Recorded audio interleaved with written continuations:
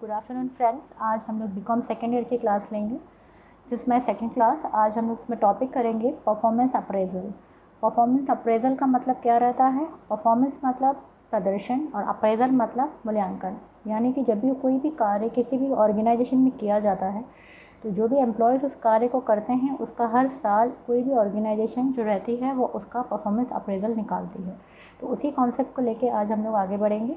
इसमें फर्स्ट है what is a concept. Concept यानी कि क्या कहता है परफॉर्मेंस अप्रेजल। परफॉर्मेंस अप्रेजल हमसे कहता है it is a systematic evaluation of the performance of employees and to understand the abilities of person for further growth and development.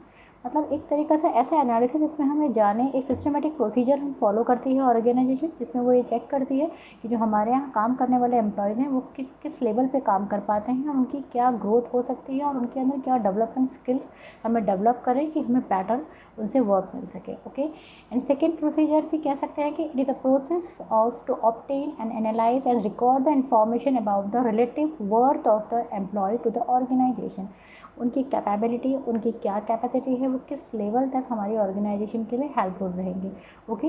ये है परफॉर्मेंस अप्रेजल। अब ये कैसे किया जाता है? तो performance appraisal is done periodically but on continuous basis. कहने का अर्थ है कि ये हम हमेशा नहीं करते, लेकिन जब भी हम इसको करते हैं जिससे वे में हम इसे फॉलो करते हैं हम इसे कंटिन्यूटी में बनाए रखते हैं ताकि हमारी ऑर्गेनाइजेशन को सही प्रकार का परफॉर्मेंस अप्रेजल निकाल सके, सही मूल्यांकन अपने एम्प्लॉयज़ का किया जा सके। ओके।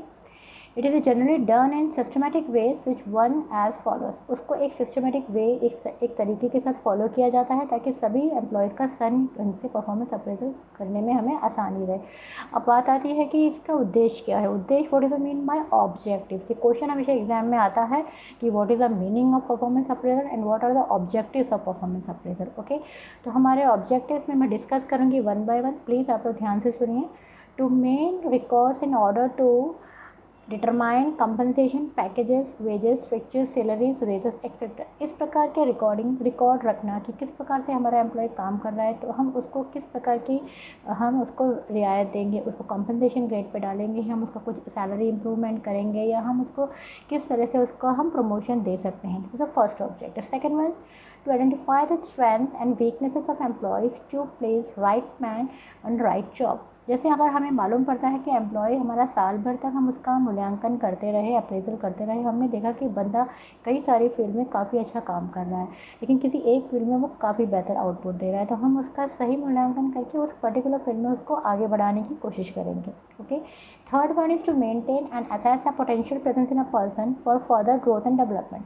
हम देखेंगे बंदे में कितनी परफॉर्मेंस, जो काम वो करता है साल भर उसमें क्या पोटेंशियल है, उसका काम करने का कितना हैवी पोटेंशियल से वो वर्क कर सकता है, कितना वर्क लोड वो अपने अंदर लेके वर्क को अच्छा परफॉर्म कर सकता है, जिससे कि हमें मालूम पड़े कि हम अपनी कंपनी की और उसकी ग्रोथ कहाँ तक कर सकते हैं। Fourth one is to provide a feedback to employees. इससे हमें ये मालूम पड़ता है कि हम जो भी उनसे लेते हैं उनका फीडबैक, जो भी हम कंटिन्यू उनको लेके हम एक चलते हैं, कोऑर्डिनेट करते रहते हैं, उनको हम रैप करते रहते हैं, उससे हमें एक फीडबैक बन जाता है। To provide a feedback to employees regarding their performance and related status. मतलब जिस प्रकार से हम उनसे फीडबैक लेते जाते हैं वो हमारे पास एक तरीके से बहुत बेहतरीन तरीका होता है परफॉर्मेंस अप्रेजल का। फिफ्थ पॉइंट है serve as a basis for influencing working basis of the employees. जब हमें पता होता है कि इस तरह से हमारे ऑर्गेनाइजेशन में परफॉर्मेंस अप्रेजल का तरीका लिया जाता है तो सभी एम्प्लॉयज़ अपने काम के प्रति सतर्क रहते हैं। Six point is to review and retain the promotion other training programmes. हम ये भी फॉलो करते हैं कि is there any employee in our company need some training और सब is there need some particular skill की उसको आवश्यकता है जिससे वो और बेहतरीन काम कर सकता है, तो हम उस पर भी काम करते हैं। तो ये सारे हमारे क्या हो गए ऑब्जेक्टिव्स, यानी कि ऑब्जेक्टिव्स किस चीज़ के, परफॉर्मेंस अप्रेजल के। उद्देश्य क्या थे ये सारी चीज़ें करने की, ये पूरी प्रक्रिया जो साल भर कोई ऑर्गेनाइजेशन करती है तो क्यों करती है ये हमें बताता है objectives of performance appraisal. Okay friends, now we discuss advantages. What is advantages? Advantages को मेरिट्स भी कहा जाता है और कहा जाता है कि क्या इसके लाभ हैं, इंग्लिश वाले बेनिफिट्स कह सकते हैं, एडवांटेजेस कह सकते हैं, मेरिट्स कह सकते हो, हिंदी वाले इसके लाभ। भाई क्यों कहा, एग्ज़ाम में क्वेश्चन आता है कि भाई क्या समझते हो तुम, लाभ क्या होते हैं परफॉर्मेंस अप्रेजल, क्यों इस तरीके की प्रक्रिया की जाती है ऑर्गेनाइजेशन में कि सब परफॉर्मेंस अप्रेजल होगा, उसके हिसाब से ही एम्प्लॉयज़ का सही मूल्यांकन किया जा पाएगा। तो पहला पॉइंट होता है प्रमोशन। अगर मुझे कोई एम्प्लॉय का वर्क साल भर में ऐसा लगता है कि is doing very well in a company, in my organisation, I should have to promote, मुझे बंदे को प्रमोट करना चाहिए, प्रमोशन देना चाहिए, तो पहला स्टेप होता है promotion. Second one is confirmation. अभी मेरे यहाँ बंदा साल भर से एक प्रोविजनल पीरियड को जी रहा था, मतलब इज़ अंडर ट्रेनिंग या इस तरह से कोई पर्टिकुलर फिक्सेशन में नहीं था। अब मुझे लगा he is doing very well या she is doing very well job, तो मैं इसको एक कन्फर्मेशन लेटर पकड़ाऊँगी, कहूँगी भाई you are the confirm in my company because of your good duties. Okay. Third one is compensation. अब मुझे लगा कि बंदे का काम बहुत अच्छा है, लेकिन मुझे कोई उसको प्रमोशन नहीं देना है किसी प्रकार का, लेकिन मैं चाहती हूँ कि उसको मैं किसी तरीके से एक रिवॉर्ड, एक अच्छा सा कुछ करूँ, तो मैं क्या करना चाहूँगी, और एम्प्लॉयर क्या करेगा, उसको पर्टिकुलर बोनस दे देगा या फिर कुछ सैलरी में इंक्रीमेंट कर देगा, इस तरह की जो चीज़ें होती हैं, कुछ पैकेज को हैवी कर देगा उसके, तो दिस थिंग्स आर कंपनसेशन, जिसे हम क्या कहते हैं, कंपनसेशन। अब क्या होता है, थर्ड पॉइंट आता है हमारे पास एम्प्लॉयज़ डेवलपमेंट। एम्प्लॉय डेवलपमेंट, अगर देखा जाए कि इस बंदे को काम करने की बहुत आदत है, बहुत मेहनती है, बट कहीं कहीं चीज़ों में वो काम में थोड़ा कमज़ोर है, तो हम उसके लिए एक डेवलपमेंट स्किल, छोटा सा ट्रेनिंग अगर दिला दी जाए तो he can do best well work. तो this is a employees development.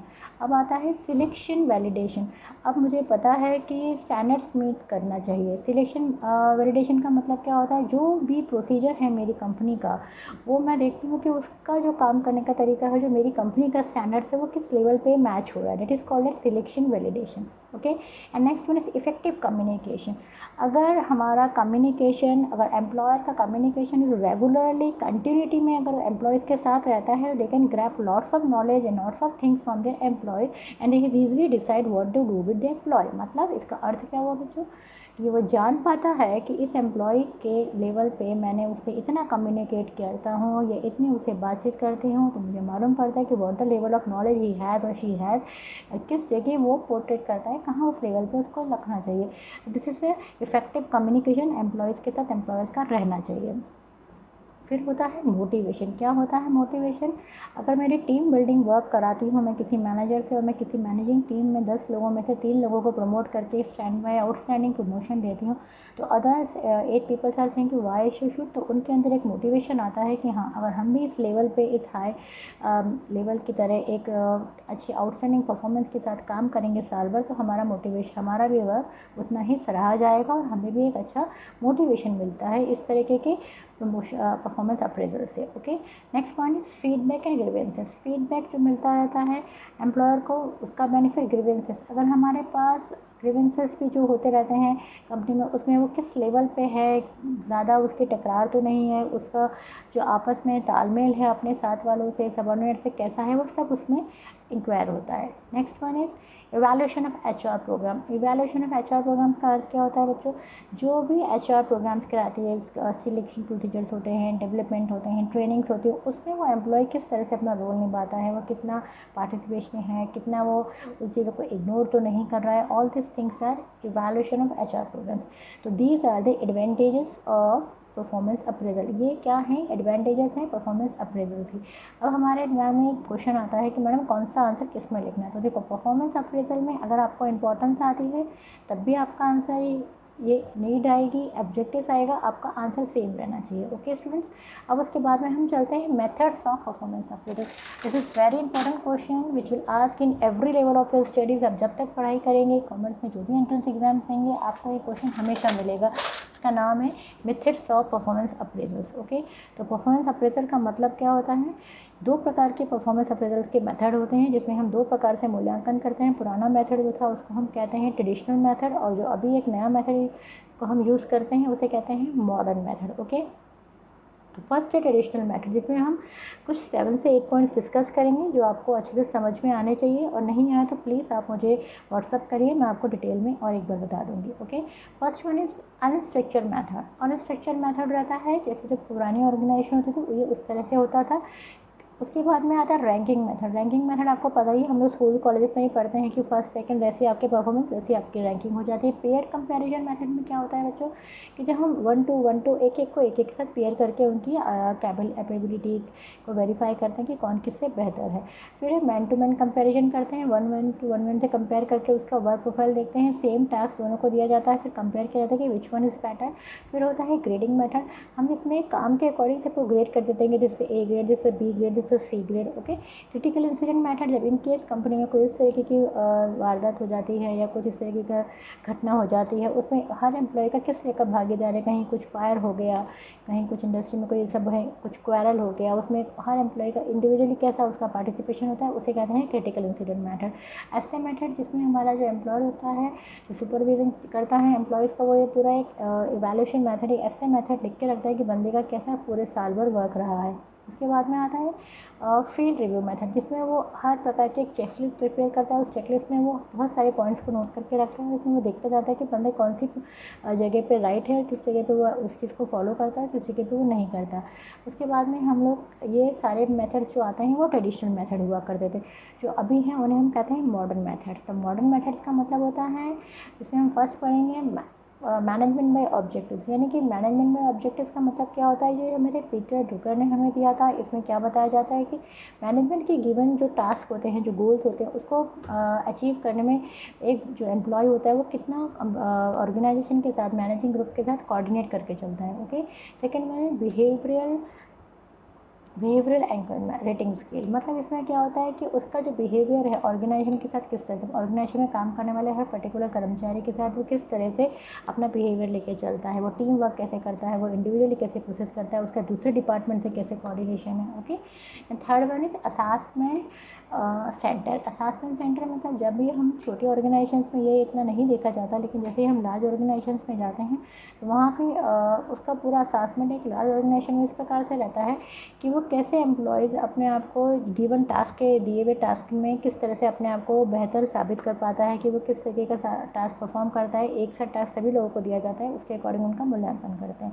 फिर उसके बाद आता है आपका ह्यूमन रिसोर्सेज अकाउंटिंग। यानी कि ह्यूमन रिसोर्सेज अकाउंटिंग का मतलब क्या होता है, जहाँ पे हम क्या करते हैं, to consider a human as an asset. जो इंसान है उसको एक एसेट की तरह कंसिडर करते हैं और फिर ये देखते हैं कि वो किस प्रतिशत अपने आउटपुट को दे पाता है साल भर के अपने काम की प्रतिक्रिया से, वो किस प्रकार का बिहेवियर रहता है, वो उसका वर्क प्रोसीजर जो होता है, उसका वर्क परफॉर्मेंस को हम उसका आउटपुट माना जाता है। Okay student. फिर आता है 360 डिग्री फीडबैक सिस्टम। इसका मतलब क्या होता है, have you listen 360 degree feedback system? सुनने में बहुत अजीब सा लगता है, पर इसका मतलब ये होता है, ये स्पेशल सॉफ्टवेयर है जो IIM इंस्टीट्यूट ने बनाया था। इसका अर्थ ये होता है कि वो take a feedback from each and every person from your organisation which is higher authority. आपका सुपरवाइजर, आपका मैनेजर, आपका हाई सबऑर्डिनेट, सबसे आपकी एक फीडबैक ली जाती है कि how that person is behave in their work, in their performance as well as in their personal, सब चीज़ों में आपका काम किया जाता है। उसके बाद में आखिरी पॉइंट आता है computers and webs. Computers and webs का मतलब ये रहता है students, web based performance appraisal come in time. हाँ, computers and web based performance appraisal is very simple performance appraisal. इसमें क्या होता है, जब भी हम किसी ऑर्गेनाइजेशन में जॉब के लिए जाते हैं तो वहाँ पे एक पंचिंग सिस्टम जैसा रख दिया जाता है, where we monitor whether the person is to come in time और नॉट। जहाँ पे हमारे टाइमिंग्स की इन और आउट को इंक्वायर किया जाता है। ये देखा जाता है कि बंदा कितना सिंसियरली, कितना डिसिप्लिन है, एट द अलॉटेड टाइम पे वो आ रहा है कि नहीं आ रहा है। All this things are come under this method, this is called as performance appraisal का ये सबसे आखिरी मेथड है जिसे हम कहते हैं computers and web based performance method. Okay.